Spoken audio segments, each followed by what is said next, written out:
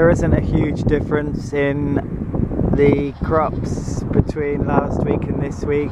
A bit of growth, everything's looking pretty healthy, but some plants are suffering from, I guess it's some kind of beetle pest damage, with holy leaves, the giant red mustard, a bit on the mizuna, the komatsuna and the mibuna, but the cabbages are growing slowly. They're mainly looking healthy, and I would say these golden streaks mustard and the purple or red streaks are ready to harvest, and possibly even some of these winter lettuce leaves. So this is a border of mypex or ground cover along the border of 1A and 4A. Just dug a little trench all the way along so that I can bury it. I didn't think that putting metal pegs in would be enough because of the wind, as we know.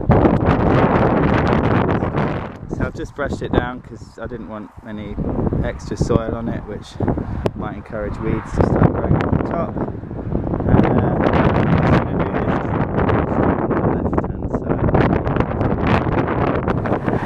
I'm just in the process of laying down some ground cover along the edge of this bed. I've done one row along here, and that involved just digging a small trench about that deep so that I can bury the mypex. However, on this one, the grass is so tough that I'm just going to weigh it down with some bricks, and on the inside I'll bury it, and then hopefully later when the grass dies I can bury the outside edge. It's amazing the difference where the soil has been dug or was originally gone over by the tractor. It's so much easier to dig. This grass here is very, very tough. So I sort of sometimes imagine what it would be like trying to start off cultivating a field like this, and you just wouldn't be able to do it, which is where the tractor comes in very useful. Or you'd have to wait a while you mulch the grass with cardboard and manure, as Charles Dowding does with his no-dig system. But you probably have to wait a little while for the grass underneath to die.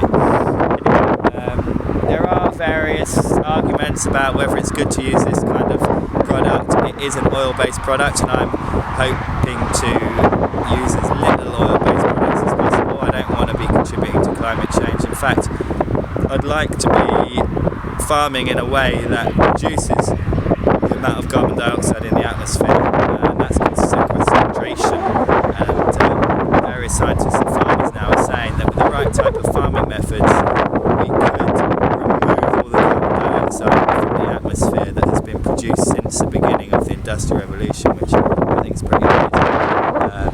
If it's true, which various people are saying it is, I guess we need much more evidence, and I'll be doing some trials next year to experiment with different methods that sequester carbon dioxide. But obviously the type of farming that we have at the moment in the majority of the Northern Hemisphere is very much based on big fields, tractors, lots of fossil fuels being used for the tractors, lots of energy being used to produce nitrates to fertilise those crops. So I want to try and get away from that.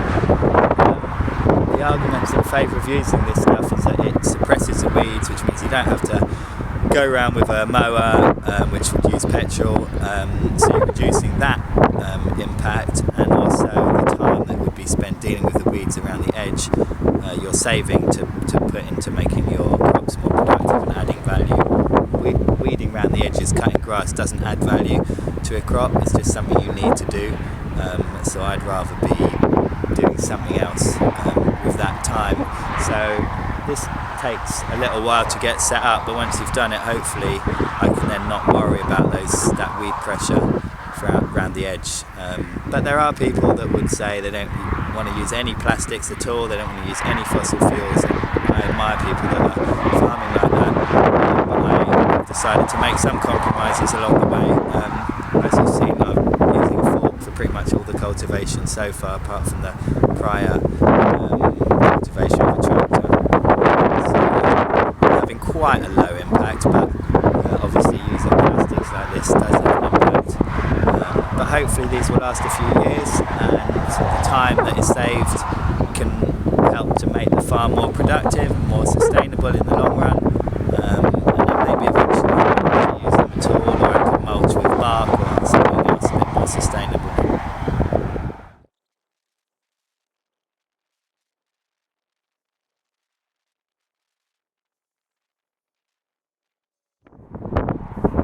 Here is the finished border of these two sides of the 6 box. I've got a new tool, not quite sure what you call it, but I've got these sandbags because I need something to weigh down the row covers, the netting and the plastic perhaps, and the fleece. There is rubble around the farmyard, which is one of the advantages of being on an existing farm, that there are things like old bricks that I can use, but they're not ideal. More likely to rip the fleece with sharp bricks and stones, bits of concrete. Hopefully these will be quite long lasting, easier to carry around, softer, hopefully heavy enough. So I think these are 20 litres, and then I've got these wires and this implement, which I'll show you how that works in a sec. So I'm putting about 20 trowelfuls of sand into each bag. This is I think it's a 0.6 metre cube bag of sand from Travis Perkins, which cost about £40. I was a bit reluctant to get it, and again there is a carbon footprint and an environmental impact of using sand and grit that's quarried from somewhere, God knows where, whether this is from the UK or abroad, which I don't like doing. I guess it's another compromise, but yeah, I've done it now, so I better make the most of them.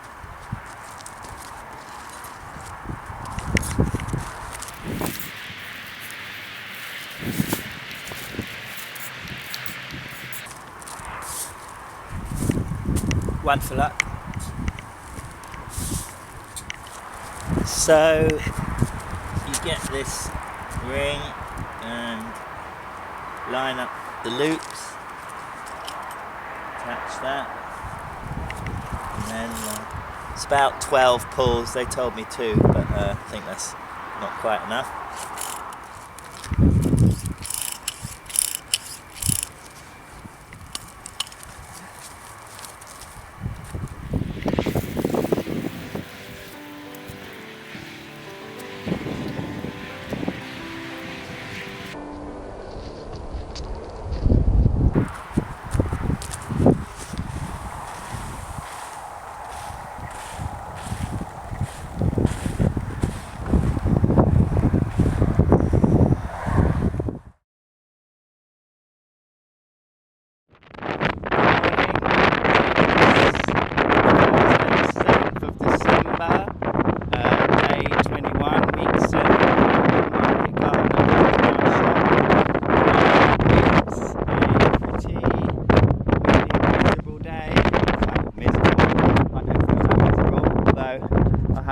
Toothache, backache and a cold, but the weeds don't stop growing, so you got them out there.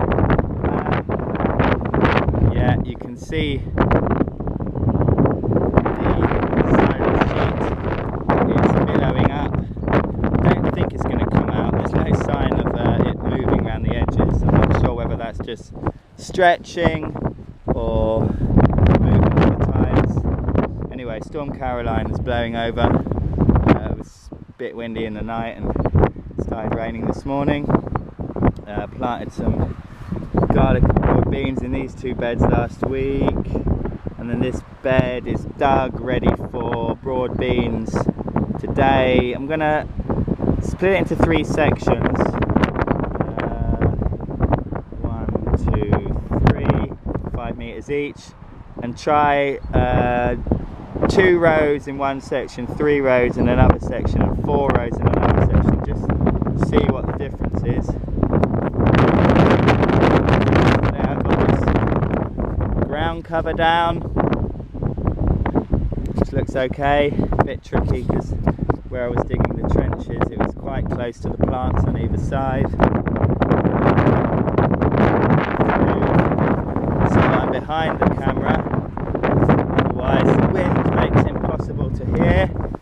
So I'm just going over now, and I'm hand fork weeding these beds between the cabbages just to get out any last remaining couch grass, like you can see there. Now if I just pull it, it will break and the root will still be in there.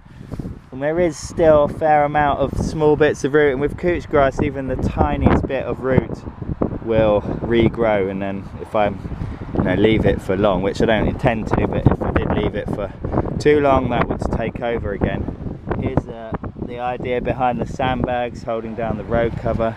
A bit better than bricks.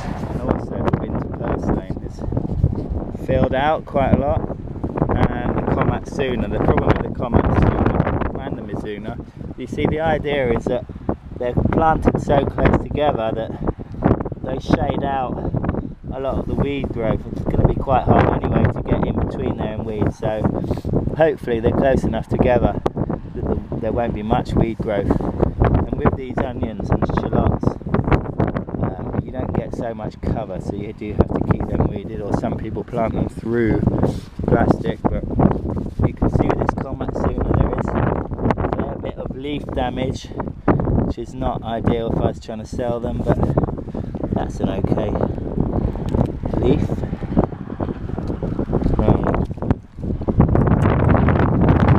Crunchy. Rocket hasn't grown very much. It's doing okay. Okay, enough of that. The great thing about the beds being this width is you can step over them easily. Any wider and you'd have to step on the bed or go round. So that seems to work. Nicely weeded cabbage beds. Hopefully we won't have to weed them for a few weeks going into December, January, February, so there shouldn't be much new germination now, but weeds are quite robust, so I'm sure there'll be a few. It's Thursday afternoon, just finishing off by sowing a few broad beans. So as I said earlier, I'm going to be dividing this bed into 3 sections. The first section's got 2 rows, they're 13 inches apart, so I'm just marking out the rows now.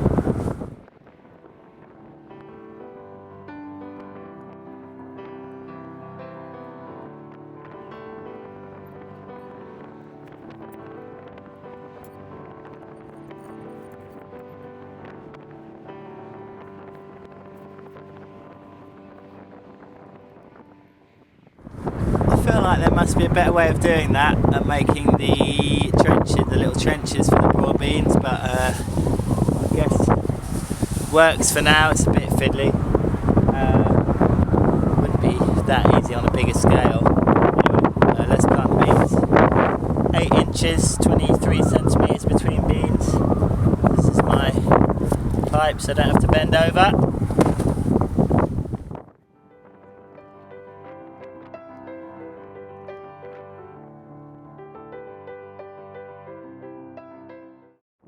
That's 28 beans in 5 metres. I'll now do the other on the other side. But you can see this section, 3 rows, 4 rows, but whether they grow well or not so closely together, it's quite difficult to make 4 rows in these beds, 4 trenches, because you make 1 trench and it puts the soil into the next one. But I'm now going to try and make the next 2 lines in this bed. I've made 2 already. We'll see how easy that is. 3 seems to be the best, 3 rows per bed. So I'll try and make these next 2 rows. Now that I've put the seeds in the first 2 rows, it won't matter so much if the soil goes into those rows and covers the broad beans that are already sown.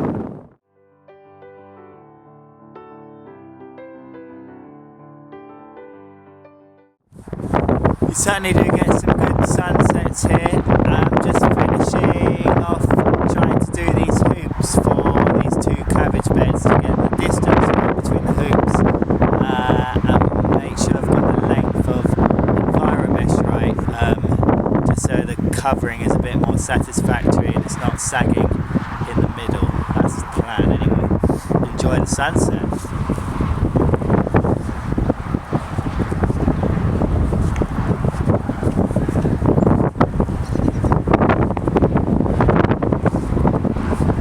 I hope you found this interesting, watching how I'm getting on here at the market garden. If you've got any comments or questions, please leave them below. Thanks for watching. Please like this video and subscribe if you can. Look forward to seeing you next time.